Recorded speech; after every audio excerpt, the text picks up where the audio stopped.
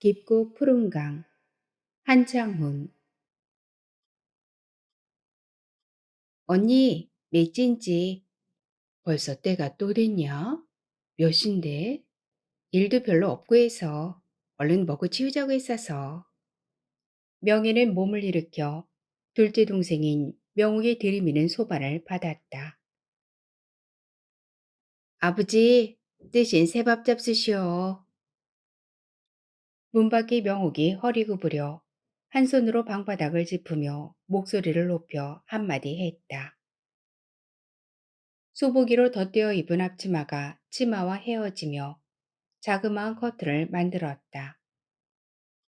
그 뒤로 하얗게 파도 부서지는 바다 위로 미끄러지는 오후 늦은 햇살이 하염없다.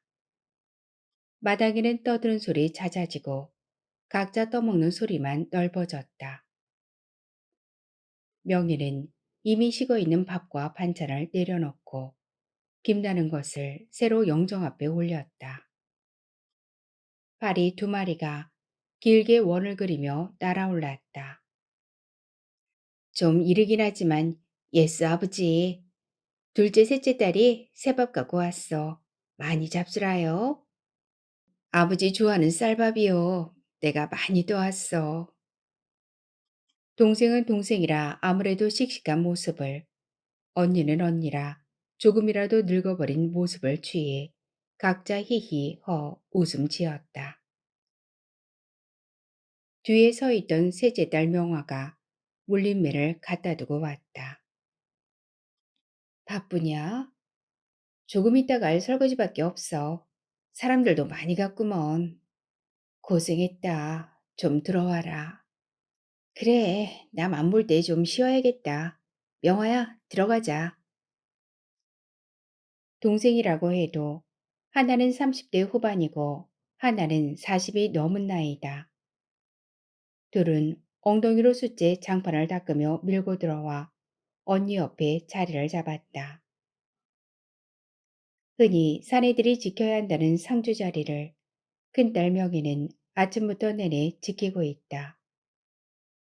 아들이 없느냐 하면 하나도 아니고 둘씩이나 있건만 오빠는 오전에 한바탕 난리를 피우고는 막소주를 막 마셔대버린 통에 해가 바다를 향해 미끄러지느라 한참 각도를 타는 중인데도 내내 골아떨어진 상태이고 막내는 아직까지도 소식이 없다.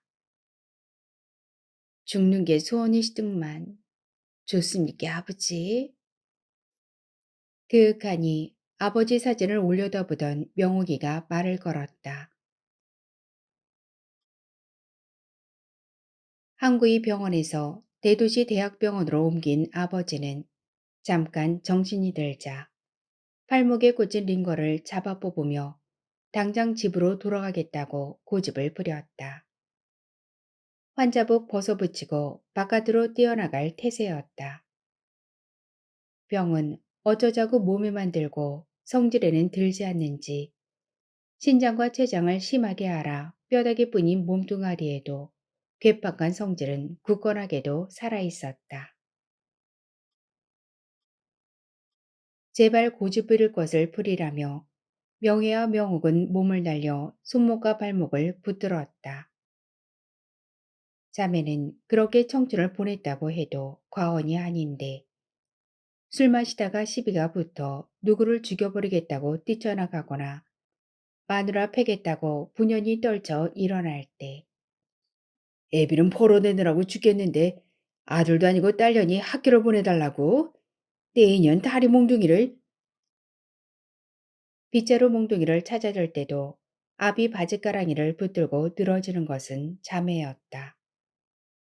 어머니보다 아버지와 몸을 더 자주 부볐던 것은 순전히 그 이유에서였다. 아버지는 거듭 고집부리느라 없는 힘을 썼다. 놔라 이 망할 것들아. 내가 내 몸 가지고 간다는데 니들이 왜 말리냐? 그때 문이 열렸고 의사가 들어왔다.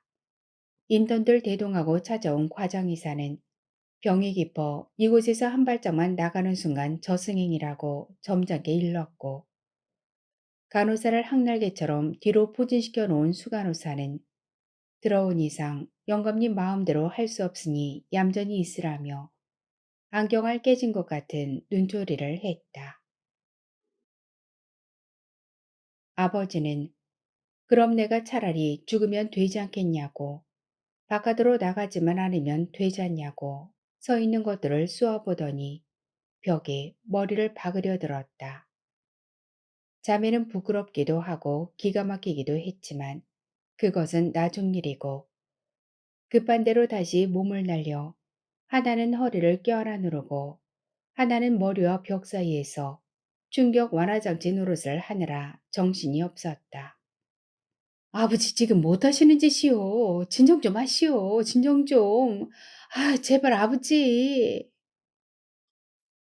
아버지는 몇 좀 남아있지도 않은 기운을 써대더니 제뿔에 지쳐 까르르 혼절을 냈다. 의사는 가짠다는 표정으로 돌아서고 수간호사는 표신하게 혀를 찾고 다시 꽂아 고정시킨 링거에 진정된지 뭔지 주사를 놓아준 간호사는 대표격으로 무슨 노인네가 이렇게 극성을 부릴까? 말 한마디를 싸늘하게 흘렸다.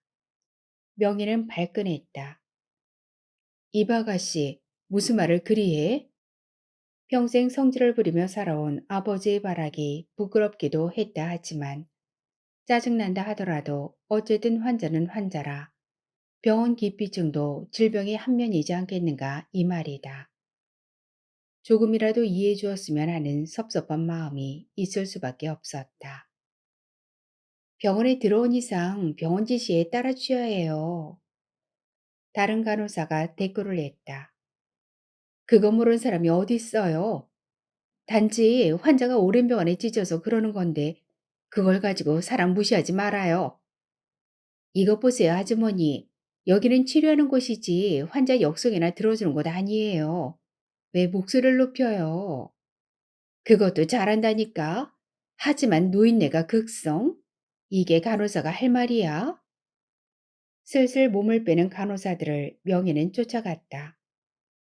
명옥이 뒤따라 나와 이번에는 언니 팔을 붙들고 늘어졌다. 언니, 제발. 나 이거 아파서 어쩔 수 없이 왔지만 무시당하고는 못 살아. 아버지는 가쁜 숨이 차차 잦아들어 얌전한 아이처럼 잠을 자고 딸들은 병원 복도에서 하나는 고함치고 하나는 말리느라 숨이 가빠졌다. 그날 오랜 병원 생활에 지쳐 심심하기 짝이 없던 환자나 보호자들은 한동안 재미있는 시간을 보냈을 것이다. 내 속이 다 시원했다며 음료수 들고 온 이들도 있었으니 말이다. 한바탕 하고 병실로 들어서자 그제야 이쪽을 바라보고 있는 같은 병실의 다른 환자와 보호자들 얼굴이 눈에 들어왔다. 명희는 일어서서 사과했다. 창피해서 눈물이 다 났다. 하지만 그것도 늘 그랬던 것처럼 딸들이 그중 큰딸의 일이었다. 어쨌든 거세게 항의하는 이들에게는 한뿔 꺾이는 것이 이처럼 무언가를 손에 쥐고 있는 이들의 속성이기는 했다. 간호사들은 명의 눈치를 보며 명옥에게 유난히 친절하게 굴었다. 하나는 일의 빠른 해결을 위해 팔목을 걷어붙이고 하나는 인간적인 해결을 위해 사이에서 말리고 이게 그들의 일이었고 늘 해오던 역할 분담이다. 그게 2달 전이었다. 근 한 달 가까이 그 병원에서 지냈다. 매번 있는 부와 없는 신경질 다 부려가며 여러 가지 검사와 수술을 했고 약을 먹었다. 그 기간 동안 인근 도시에서 사는 명예와 명옥이 번갈아가며 곤욕 치러가며 병실을 지켰고 서울 사는 명화도 2번 다녀갔었다. 워낙에 병이 깊어져 버려 더 이상 손쓸 수 없으니 집으로 모시고 가서 편안하게나 해드리라는 의사의 말이 있었다. 아닌 게 아니라 아버지는 더 말라갔고 종래는 음식도 잘 삼키지 못하기에 이르렀다. 워낙에 약해져 버려 의사나 간호사들과 싸움이 없어져서 그나마 다행인 것 외에는 모든 게 다 나쁜 상황으로 진행되었다. 아버지는 퇴원했다. 웬만한 차 한 대 살 수 있을 정도의 병원비는 세 딸이 합천했다. 그리고 섬으로 모시고 들어왔다.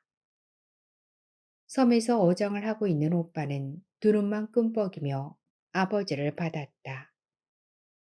딸들은 각자 자신의 집으로 돌아갔고 한 달이 지나 마침내 숨을 거두었다는 소식을 접한 것이다.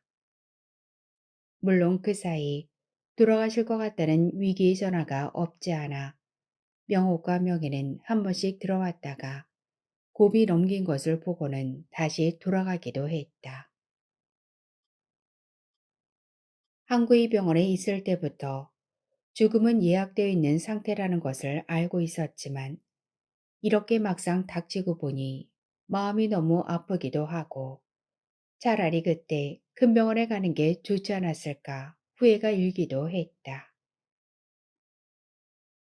집으로 돌아가겠다며 포악을 부리던 그 모습이 이렇게 되어버리고 나니까 드는 생각이지만 대학병원에서도 고칠 수 없는 것을 본능적으로 알아차린 남은 여생 고향에서 속 편하게 보내고 싶다는 판단의 한 표현이었지 않았을까 싶은 거였다.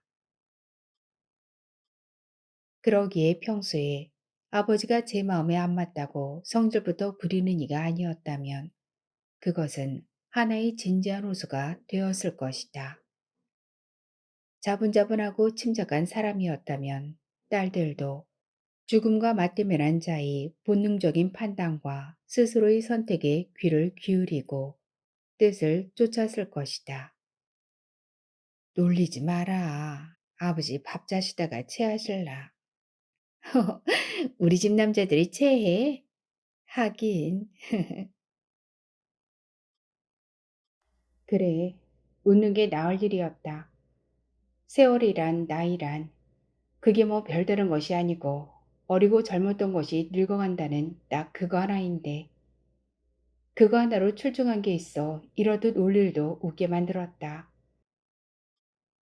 하지만 늙어가는 것 하나로 선방의 고독대승이 될 수는 없듯이 그들의 웃음은 어쩔 수 없이 쓸쓸함이 배어 있었다. 웃음이란 또 다른 각도에서 보자면 울어봐도 아무 소용이 없더라는 것을 깨달은 자의 얼굴이기도 하니까. 명희는 숨을 길게 내쉬면서 고개를 뒤로 젖혔다. 세월의 때가 묻어 대려 광택이 나는 선반.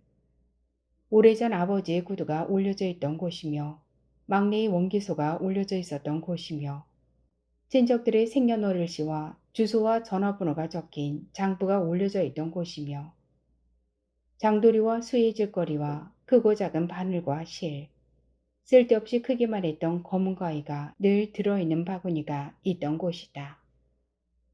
선반과 벽과 선반의 90도 각도를 삼각형으로 만들고 있는 받침목과 거기에 반쯤 박혀있는 오래된 못.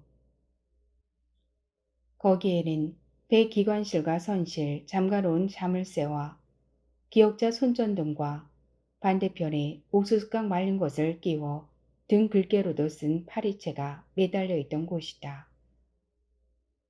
맞은편의 벽 위쪽을 몽땅 차지하고 있는 사진들 몇 개.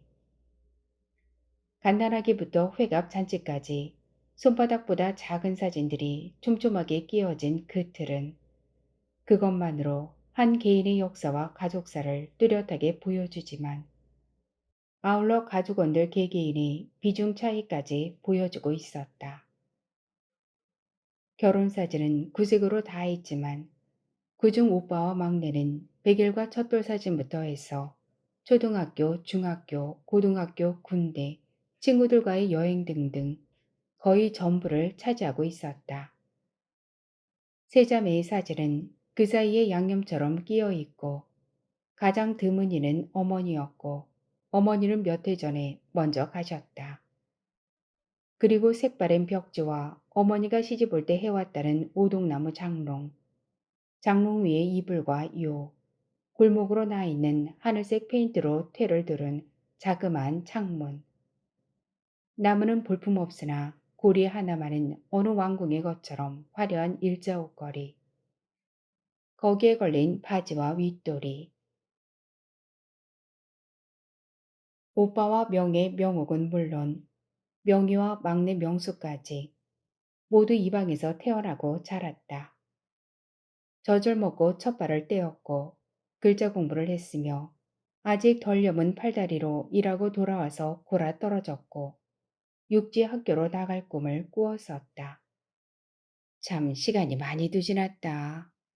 네가 저 장롱 속에서 놀다가 거꾸로 떨어져서 머리가 터질 때가 엊그제인데. 언니는 또 그 소리. 머리에 흉터 있는 명옥이 말을 받았다. 내가 널 잘못 봐서 두고두고 마음이 아파 그런다. 촌에서 그런 아이들이야 상처가 널 나는 법이지 뭐. 넌 상처가 한 번 나면 유난히 낫질 않았어. 잘 곪고. 그땐 다 그랬지 뭐.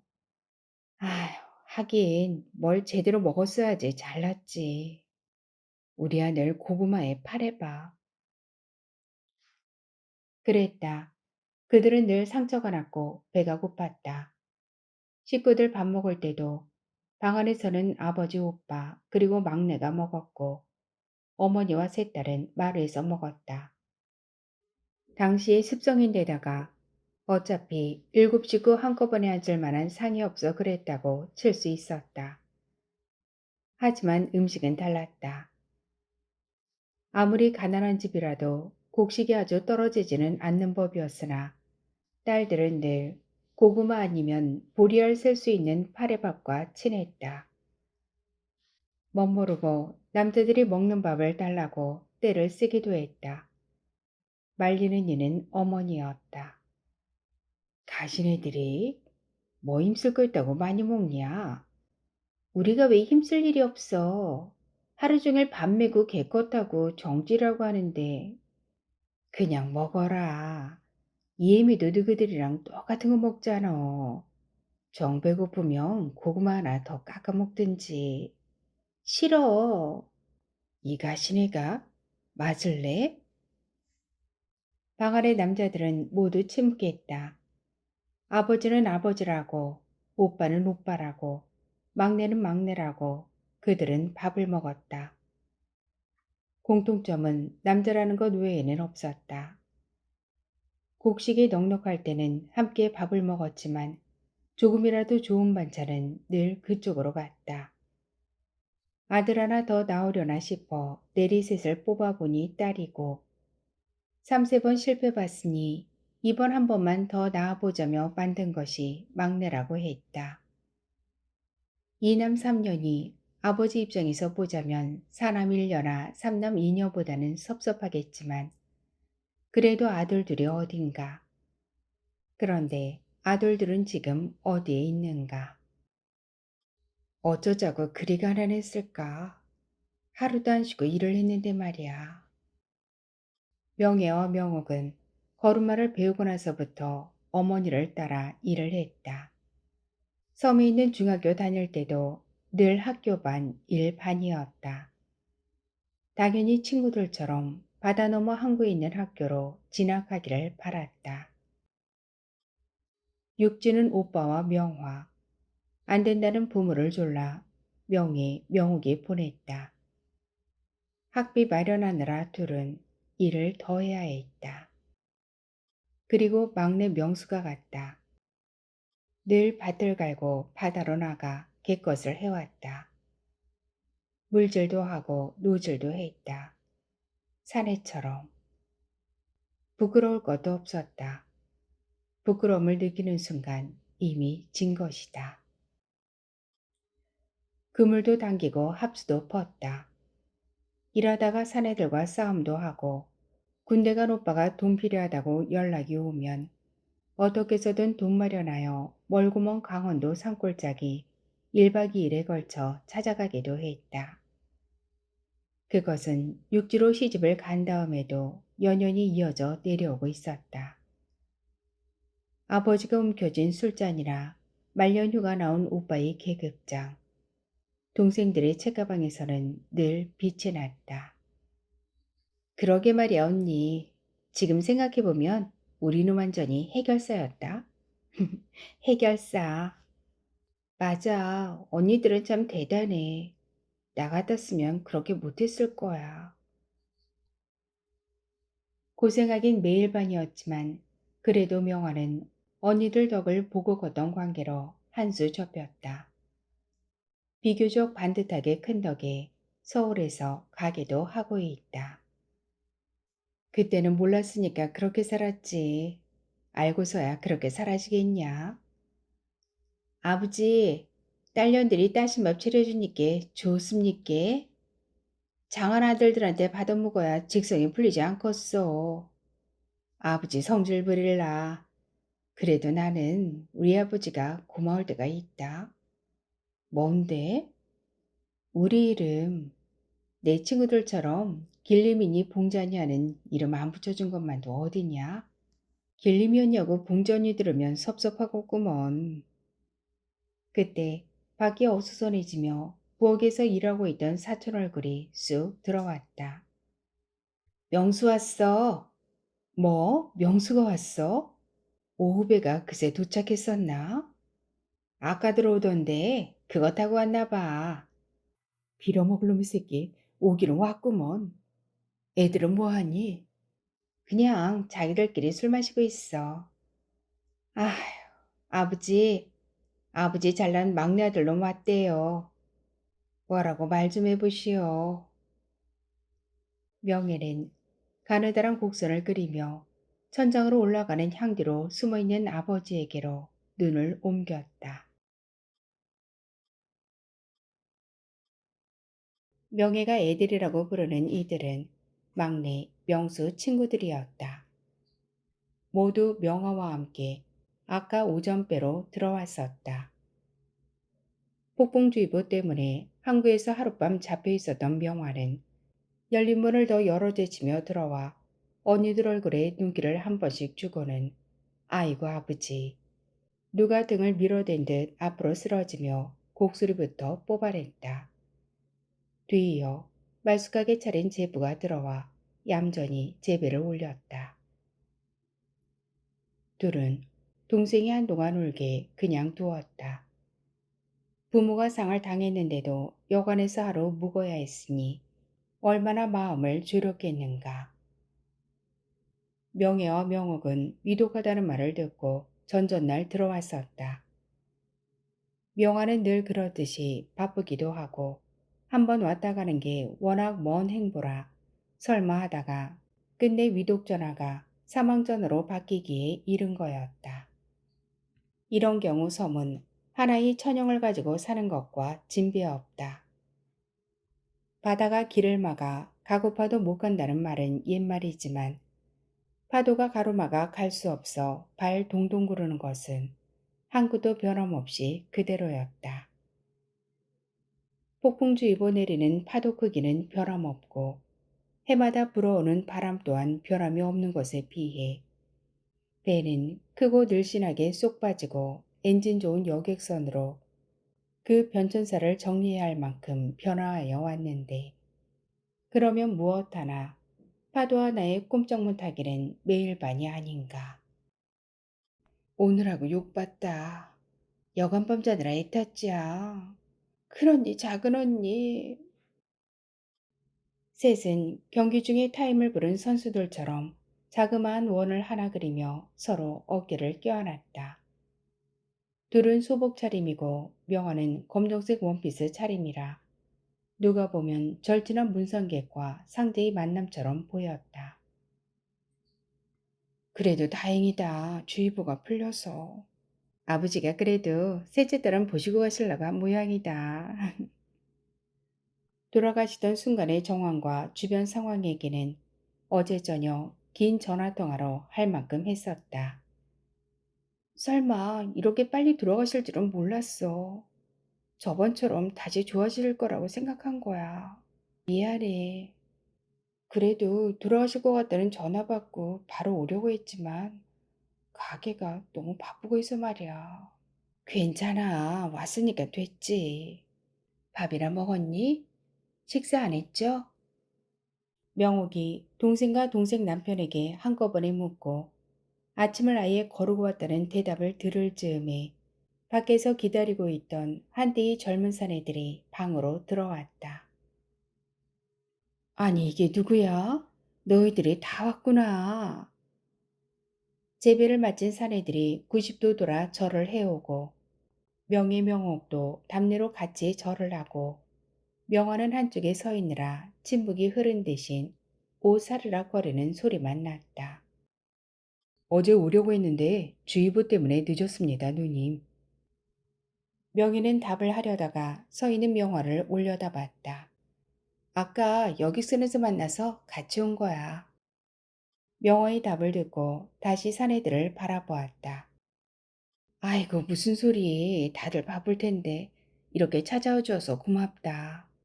우리가 너희들에게 염치가 없다. 염치가 없어. 이 자식은 어디에서 박혔는지 원. 오후배를 들어온다고 명한테 전화 왔다고는 하더라. 내가 말했어. 명수에 관해서는 이미 어제 전화로 명화에게 물어보았었다. 항구에서 고만고만한 회사가 모두 몇 개나 있나 세어볼 요량으로 이곳에서 한 달, 저곳에서 한 보름, 이렇게 다니다 말다 하며 전전하는 것을 직업으로 삼는 것에서도 알 수 있듯이 명수는 응석바지 막내로 자란 표시를 술 마시고 노름해서 식구들 속썩이는 것으로 냈다. 아예 자랑거리였다. 그는 주기적으로 누나들에게 돈을 붙여달라며 전화를 했는데 그중 현금을 가장 많이 주고 있는 데다 매형 또한 까탈 부리는 성질이 아니고 동생을 단 하나만 가지고 있는 바로 위 명화에게 유난히 친근하게 굴었다. 하여 명수의 소식을 들어보려면 다른 형제들도 명화에게 물어보아야 했다. 아무리 형제지만 전화벨 소리가 바로 돈 달라는 소리로 굳어진 탓에 명의명옥은 야단도 치고 없다고 거절도 하고 하다 보니 갈수록 연락이 드물었던 것이다. 명화의 말로는 다니던 곳에서도 더 이상 나오지 않는다 하고 자신에게도 근 보름 가까이 연락이 없으며 핸드폰을 꺼놓고 있어서 녹음만 해놓았다고 했다. 아버지가 죽었는데 특히나 간신히 아들 하나 더 봤다며 유난을 떨며 애지중지해주던 아버지의 죽음인데 어디에서 무엇을 하고 있는지 알 수 없는 노릇이라 답답하기만 했다. 뭐 짐작은 할 수 있었다. 아예 큼지막한 사고 하나 치고 어디로 도망을 쳤든지 아니면 노름판에서 달력이 뭐하는 물건인지 모르면서 지내고 있을 것이다. 언젠가 장가를 가겠다며 섬에 들어온 적이 있었다. 요즈는 장가를 가겠으니 재산을 떼어달라는 거였다. 아버지가 대학병원으로 옮기기 전 항구의 병원에 입원해 있을 때였고 들어오던 길에 병원에 들러 허락도 받아왔다고 했다. 자신의 몫임밭을 팔아달라는 것이다. 이미 몇 번 당했던 영은 그러면 섹시감을 보자고 했다. 아우는 여자가 있으니 그 돈을 주면 결혼 준비를 하겠다고 했다. 말도 안 되는 짓이다. 여자를 보여주고 여자에게 물어본 뒤에 주겠다고 형은 대답했다. 둘은 싸웠다. 형은 주로 아우를 때리고 아우는 주로 유리창과 장롱 따위를 두들겨 부쉈다. 아우는 결국 피멍만 잔뜩 얻어 돌아가고 형은 깨진 물건 새로 구입하느라 생각지도 못한 돈을 썼다. 그 뒤로 섬에는 들어오지 않았다. 부고 소식을 듣고 찾아온 명수 친구들에게 도무지 위신이 안 서는 일이다. 친구들은 찾아와서 숙연하게 앉아 있는데 정작 상제 본인은 어디에서 무엇을 하고 있는지 아무도 모르고 있지 않은가. 많이들 먹어라. 소복으로 갈아입은 명화를 남편과 함께 영정 앞에 앉혀두고 명희는 찾아온 이들에게 두루 인사한 다음 명수 친구들을 찾았다. 그들은 천막 안쪽에 네모나게 앉아서 묵묵히 술잔을 돌리고 있었다. 주의보는 해제되었지만 바람 기운이 남아있어 바다에는 간간히 흰 물보라가 만들어지고 거기에서 올라온 바람이 천막 한쪽을 동그랗게 부풀렸다. 혹시 니들 중에 그동안 만난 사람 없냐? 명희는 끝에서부터 각단지게 맥주 한 잔씩을 따르고 재차 물었다. 한 보름 전에 저한테 전화 왔는데 별말 없이 그냥 끊던데요. 어디라고 말 안 하고? 말 꺼낸 이는 자신 없이 고개만 저었다. 어째 다들 표정들이 무거웠다. 그놈의 자식 없는 거 쳐버리면 될 것이니 니들이나 마음 놓고 술들 마셔라. 하면서도 명희는 한숨이 나왔다. 명수가 이 애들 중 하나처럼 지낸다면 얼마나 좋을 일인가. 우리도 사실 명수 만나러 왔어요. 그중 유난히 딱딱한 표정이 말을 열었다. 그야 그렇지. 그러니까 우리가 면목이 없단 말이지. 대답을 하면서 친구들끼리 팔꿈치로 서로 때리고 빠진 쪽에서는 손으로 밀고 그 사이로 냉담한 분위기가 흐르는 것으로 보아 뭔가가 있다는 것을 명희는 직감으로 알아챘다. 뭐냐? 빨리 말해다오. 그 뜻을 담아서 말을 꺼낸 쪽으로 눈을 꿈뻑였다. 듣기도 전부터 심장박동이 빨라지고 있었다. 큰누님께 죄송한데 말씀드려야 할 것 같아서요. 가만히 있어봐. 말꺼낸 이는 말리는 친구를 밀었다. 그래, 가만히 있어봐라. 들어보자. 우리가 다들 월차 내고 오늘 들어온 것은 아버지 문상도 있지만 명수를 찾으려고 왔습니다요. 명수가 말하라니까 빨리. 뭐라고 자꾸 대꾸를 하면 말문을 닫아버릴 것 같다. 명희는 초조한 기분을 애써 누르며 입을 열지 않았다.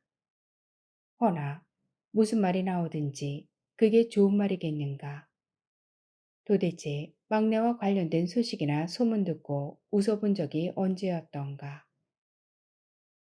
한 보름 전 우리 친구들 갯날이었습니다요. 그때 명수가 와서는 명수가 직접 한 말이니까 오해는 하지 마십시오. 와서는 아버지가 돌아가셨다고 말하더라고요. 엥? 보름 전에? 예, 그때 돌아가셨는데 여기선 끊어진 밤이고 하니 사선을 빌려서 타고 들어가야 하는데 돈이 없다고. 그래서 어차피 부조를 할 것이니 그것을 달라고 해서 다들 현금 인출기에서 10만 원씩 해서 주었습니다요. 그걸 받아가지고 명수는 갔고요. 그리고 다음날 여객터미널에서 만나기로 우리끼리 약속을 했습니다. 다음날 이상한 기분이 들어 저 옆에 사시는 제 작은아버지께 전화를 드렸습니다요. 그랬더니 안 돌아가셨다고. 좀 위험했던가 큰딸하고 둘째 딸이 왔다가 그날 나갔다고 하더라고요. 큰누님하고 둘째 누님을 두고 한 말씀이었습니다요. 명수는 여기 들어오지도 않고요. 누가 지나가다 실수로 밀기라도 한다면 그걸 핑계로 한바탕 나자빠졌으면 꼭 좋겠다는 기분이었다. 아무도 명예를 밀어주지 않아서 그는 사내들 사이로 털썩 주저앉아 버렸다. 한 세상 산다는 것이 짐작하지 못했던 것들과 시때 가리지 않고 만나야 하는 것이지만 듣자니 이것은 생각지도 못했던 것 아닌가. 저도 그렇지만 우리들 중에는 저번에 아버지 대학병원으로 옮기실 때 있었지 않습니까? 그때 병원비가 부족하다는 통에 얼마씩 빌려준 사람들도 있습니다. 혹시 병원비를 보태오더냐는 얼굴을 해왔고 명희는 그런 적 없었다는 것을 침묵으로 알렸다. 솔직히 의심이 되기도 했습니다만 워낙에 급하다고 찾아왔길래 현금 서비스 받아서 해줬습니다.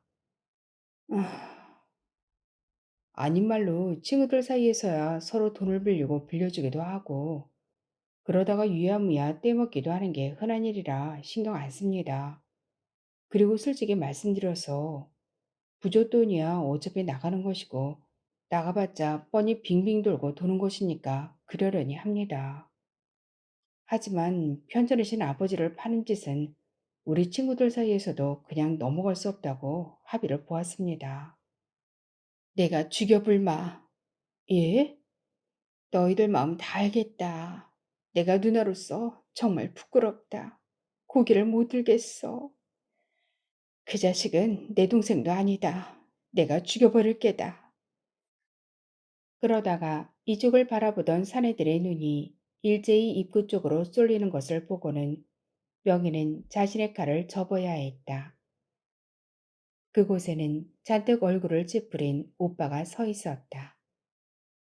내 이놈의 새끼를! 소라는 거기에서 시작됐다. 오빠는 작은 방으로 들어가 그게 무엇든 명수와 조금이라도 상관이 있는 물건들을 깨부수기 시작했다. 아이고 오빠! 명수가 백수 시절 만들어 놓았던 모형암선이 물 한 방울 만나보지 못하고 허공을 한번 날았다가 바짝 마른 마당에 좌초되면서 부수어졌다. 이 사람 참깨. 해군방이 저녁배도 거의 총알과 같은 속도로 날아가 벽에 부딪히며 전사하기에 이르렀다. 형님 왜 이러십니까? 예전에 입었던 옷까지도 북북 찢어지면서 유명을 달리했다. 그럭저럭 적당히 소란스럽던 초상집이 한바탕 시끄러워졌다. 부엌에 있던 사람은 무슨 일인가 싶어 마당으로 나오고 천막 속에서 화투나 치고 있던 패들도 구경 났다며 나온 관계로 졸지의 마당은 사람들로 가득 찼다. 내 이 새끼를, 내 이 새끼를! 부수고 던지고 찢어도 분이 안 풀려 씩씩대는 오빠를 또래 친구들이 데리고 천막 속 깊숙한 곳으로 들어갔었다. 그 명수가 드디어 온 것이다. 명수는 코가 석자나 빠진 얼굴을 하고 마당 가운데 서 있었다. 무엇을 하다가 왔는지 입속은 꾀재재하고 운동화 차림이었다. 근처의 사람이 지나가다 왔는가. 건성으로 아는 척을 하고 명수 또한 애매하게 고개를 숙였다. 우선 들어와서 아버지한테 인사 올려라. 명예가 마당으로 나서며 말했다. 사정이 사정이라 목소리가 고울 수 없었다. 하지만 화술에 취해 분명 자고 있는 줄 알았던 오빠가 한 발 더 빨랐다. 막내 왔다고 누가 깨운 모양이다. 조문만 끝나면 한바탕 하려던 명예는 순간 어쩔 수 없이 이번에도 말리는 역할을 해야 했다. 바지를 붙들고 늘어졌는데 그러나 오빠는 발에는 별 신경을 안 썼다. 주먹 한 대에 명수는 곧바로 코피를 터뜨렸다. 맞은 쪽은 얼굴을 감싸고 주저앉고 때리고 말리는 쪽은 한꺼번에 뒤엉켜 쓰러졌다. 너 이놈의 새끼 이리 와. 오빠 아버지 조문이나 하게 하고. 너 이 새끼 제발 좀만 참아 오빠. 몰려든 사람들이 오빠를 다시 끌고 갔다. 아버지 묻고 나서 보자. 아버지 묻고 나서 보자. 그 소리는 명예가 하고 싶은 말이었다. 정말 시원하게 두들겨 패버리고 싶었다. 그러나 차례는 돌아오지 않았다. 피 터진 코 막고 힝히 울며 조문을 마치자 기다렸다는 듯 친구들이 데리고 갔다. 평소 같으면 아무리 동생이 잘못했어도 때리지만은 말아달라 사정을 했을 것이다. 하지만 이번에는 달랐다. 죽지만 않을 만큼 두들겨 패버려라. 내가 다 책임질 테니까. 명옥도 말리지 않았다. 명엄한 좋지 않은 얼굴을 했다. 아버지, 반역에서 아들들 참 잘 키워놨어. 인제 가실 날인데 이 잘난 아들들 놔두고 발걸음 떨어지겠어? 세상 만물 중에 어김없이 가는 것이 시간이라 밤이 왔다가 어느새 날이 밝았다. 빈소 지키랴, 화투판 10이란 것 말리랴, 날씨 걱정하랴. 이래저래 밤을 샌 명예는 영정을 향해 한 소리 해놓고 막내를 쳐다보았다. 한참이나 친구들에게 잡혀있다가 슬그머니 돌아온 명수는 구석에서 허리를 접고 졸고 있다. 두들겨 패라는 말이 반대로 작용을 했던지 친구들의 정리가 있어서 그랬는지 오빠 주먹에서 한 대도 덧댄 표시는 나지 않았지만 코에 여전히 피떡 맺혀있는 모습이 안쓰럽기도 했다. 오빠는 아픈 사람 고로쇠 약수 마시듯 다시 막소주를 들이붓고는 아직까지 내내 잠에 떨어져 버린 상태이다. 지루하고 긴 밤이 지나 어쨌든 출상날 아침은 돌아온 것이다. 아직 남아있는 바람이 간혹 천막을 건드리며 지나갔다. 휘유. 위독 소식 듣고 부랴부랴 고속버스 타고 항구에 도착하여 약속했던 명옥이를 만나 여객선을 타고 들어오고 가뿐숨 몰아쉬는 아버지를 만나고 머리맡 지키다가 예정은 되었지만 찾아오는 것은 짧은 순간인 죽음을 만나고 곡하고 머리 풀고 일가 친척들에게 연락하고 병풍 세우고 영정 찾아 닦아올리고 상복 찾아 입고 염장의 노인 불러 염하고 사이사이 울고 산역 부탁하고 손님 맞고 했던 정신없고 부산했던 날들이 꿈처럼 지나가 버렸다. 사람 하나 저 세상으로 보내는 것도 이렇게 복잡한 것이었다. 화투 치는 사람들은 누가 땄든지 간에 이제 판이 없어지는 판이라 자리를 털고 싸웠던 이들은 삐뚤통한 얼굴을 하고 있고 가까운 탓에 자기 집에 가서 눈을 붙였던 문상객들은 일찌감치 아침을 먹고 출상을 치르자며 모여들었다. 국에 밥 말아 다들 한 그릇씩 삼키다시피 씹어넘기고 사냥 맡을 이들과 점심때 쓸 음식과 술 짊어진 청년들이 먼저 산으로 올라갔다. 명희는 가슴 한구석이 내내 무거웠다. 세 자매 모두 같았다. 이건 초상집 주인으로 체면 문제이기도 했다. 초상은 모름지기 한쪽은 웃고 한쪽은 울고 해야 한다. 명희 자신도 다른 이들의 초상일을 가면 울어야 할 때는 울었고 일해야 할 때는 일했고 웃고 떠들어야 할 때는 그렇게 했다. 사는 게 그런 것이고 죽는 것 또한 그랬다. 죽음을 숭배하는 이상한 종교 집단이 아닌 다음에야 석 달 열을 울 일도 없고 미치지 않고서는 잔진하다고 좋아할 까닭도 없었다.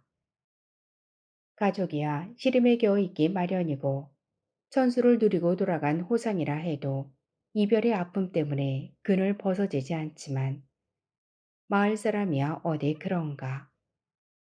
품앗이로 찾아온 소는 2박 3일 내리 슬퍼할 이유가 없었다.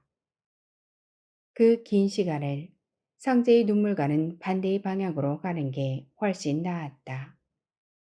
울다 웃다가 웃다가 침울하다가 그러다가 다시 웃어대는 돌아간 자가 살아생전 그랬던 것처럼 하여 조상이란 엊그제 찾아온 사람 하나가 아이고 성님 어저께까지만 해도 살았었는디 어저께까지는 산 사람이던디 소리를 해가며 과장되게 통곡을 하며 마당을 기다시피 들어올 때도 문상객들은 웃었고 상제 입장에서도 싫지 않았다. 문상객들이나 상여꾼들이 장난을 치고 웃고 떠들고 해서 상을 당한 가족들의 슬픔을 상쇄해 주는 게 대대로 내려오는 내림 아니던가.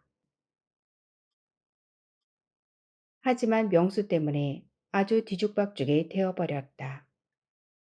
오빠는 오빠대로 제 성질을 못 이겨서 맞상제 노릇 한번 변변하게 못 해보고 마시고 자고 또 마시고 자는 것만 되풀이했다. 분위기가 그러다 보니 적당히 흥청거리는 초상집 특유의 맛이 전혀 나지 않았다. 분위기라는 게 한번 꼬이면 꼬이는 쪽으로만 뻗대버리는 성질이 있어서 친구들이 상제를 노리고 찾아오지를 않나. 맞상제가 동생을 때리지를 않나. 명의 자신이 맞상제와 땅바닥에 뒹굴지를 않나. 스스로도 눈꼴 사나웠고 모든 게 부끄러웠다. 사람들의 얼굴도 다들 시들하니 피곤한 기색들이었다.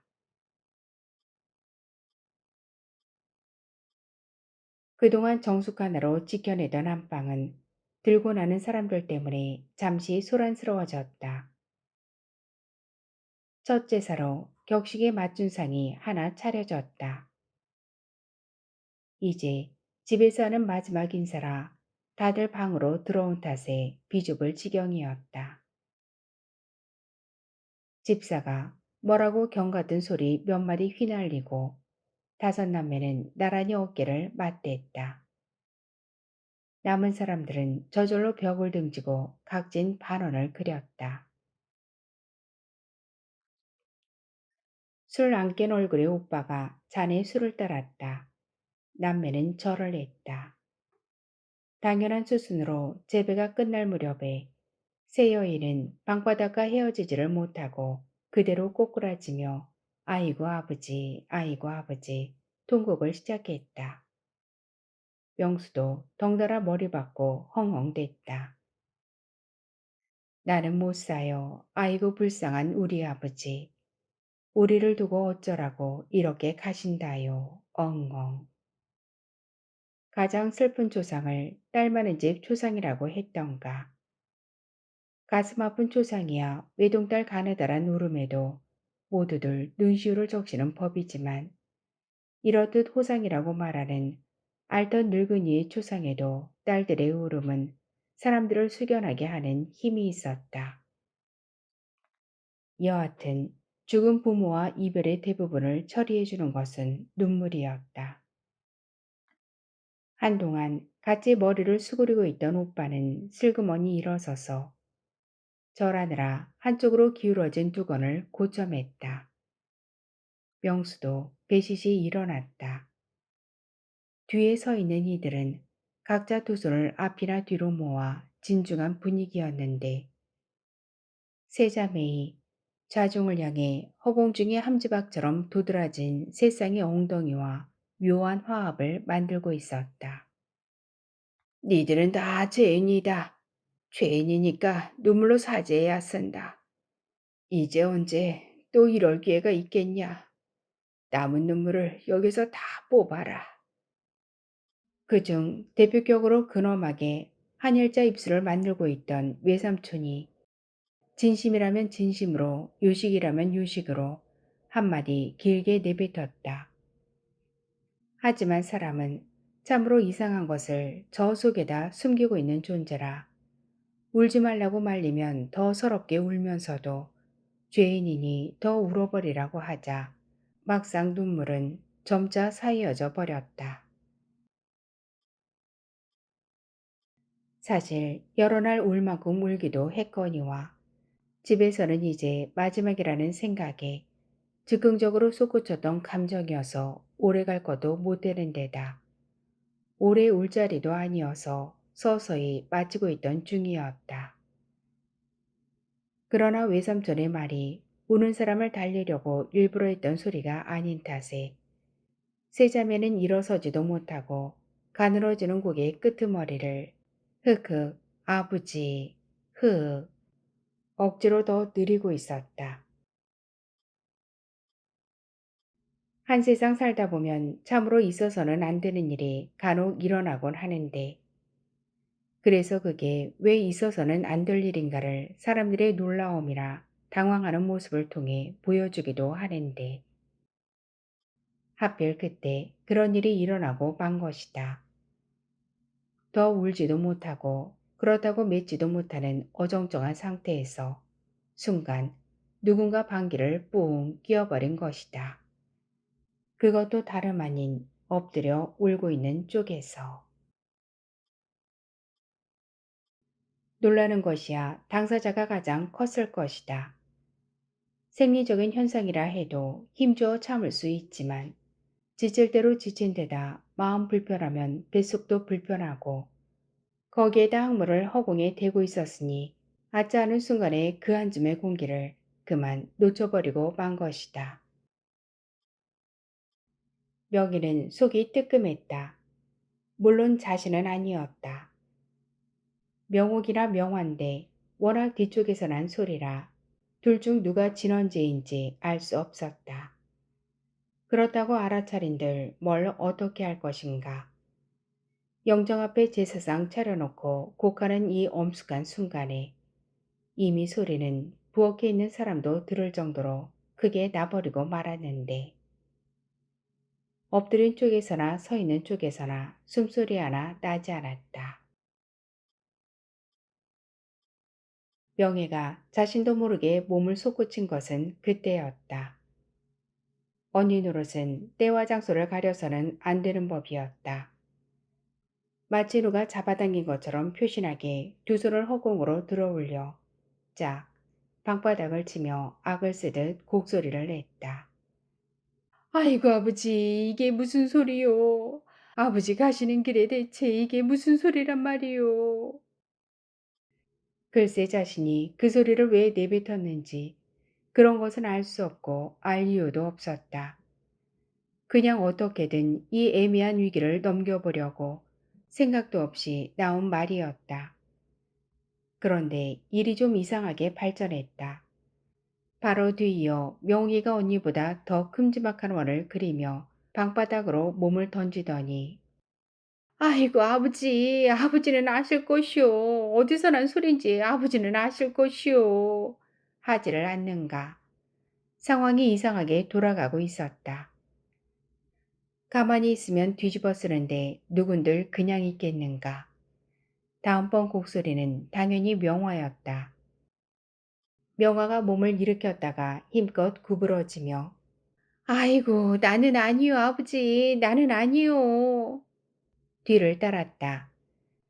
다시 흑흑 소리 가늘어지는 잠깐의 시간이 지났다. 더 이상 할 게 뭐 없었다. 그만 됐다. 다른 사람 절하게 일어서라.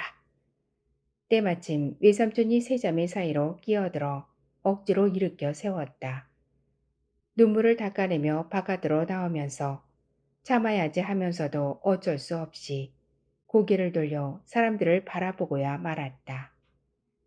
순서에 맞춰선 친정 어른들부터 뒷줄의 사람들까지 다들 웃음을 참느라 곤혹스러운 얼굴들을 하고 있었다. 몸둘 곳이 마땅찮아 부엌으로 피신한 세 자매는 서로 얼굴을 바라보다가 끝내 웃고 말았다. 홍대 만장 앞에 서고 영정 서고 이윽고 상현은 못 가겠네 못 가겠네 노래하면서 집을 빠져나갔다. 심각한 모습으로 지팡이 짚고 걷는 오빠와 뒤따르는 명수만 시무룩했지. 힐끗힐끗 눈치를 보며 애써 웃음을 참는 사람들의 얼굴에는 피곤과 짜증은 사라지고 없었다. 바람 그친 바다에서는 햇빛이 쨍쨍 반사가 되고 있다. 명희는 한 발 한 발 앞으로 걸었다. 명옥과 명화도 같은 보폭으로 걸었다. 아버지 가는 길에 딸이 끼는 방귀가 되수냐. 막내도 오고 날씨 화창하게 풀린 것만도 어딘데.